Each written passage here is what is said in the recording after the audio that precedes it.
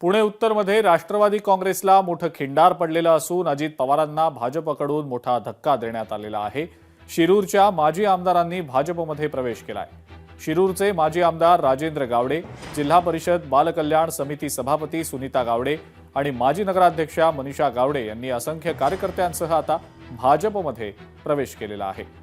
शिरूरमध्ये राष्ट्रवादी काँग्रेससाठी हा एक खूप मोठा धक्का मानला जातोय।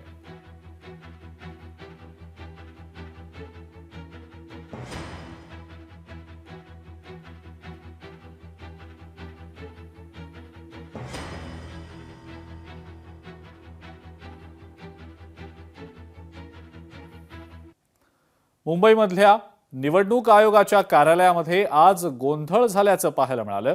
राजश्री उमरे पाटील यांच्यासह अन्य सहकाऱ्यांनी कार्यालयात येत गोंधळ घातला। राज्य निवडणूक आयोग कार्यालयात खुर्च्यांची तोडफोड करण्यात आली। ईव्हीएमवर बंदी घातली जावी अशी मागणी या आंदोलनकर्त्यांनी यावेळेला केलेली आहे। आणि या सगळ्या प्रकारानंतर या निवडणूक आयोग कार्यालयामध्ये मोठा गोंधळ झाल्याचं पाहायला मिळालं।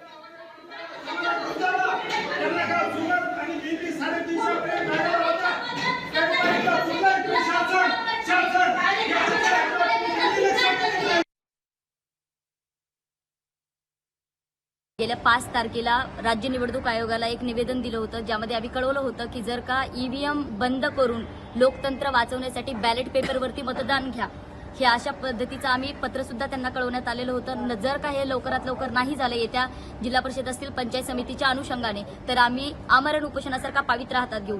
परंतु त्याचं कुठलंही उत्तर आम्हाला राज्य निवडणूक आयोगाने दिलेलं नसल्यामुळे आज आम्ही परत मुंबईच्या राज्य निवडणूक आयोगाच्या कार्यालयामध्ये जाऊन तिथं आम्ही तोडफोड केली असेल, घोषणाबाजी या सर्व गोष्टी केल्या, कारण की आम्हाला लोकशाही पद्धतीने कुठलंही उत्तर त्यांनी दिलं नाही।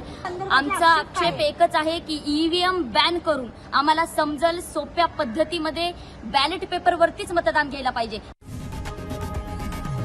लोकशाही मराठी ऐका, पहा, जागरूक रहा।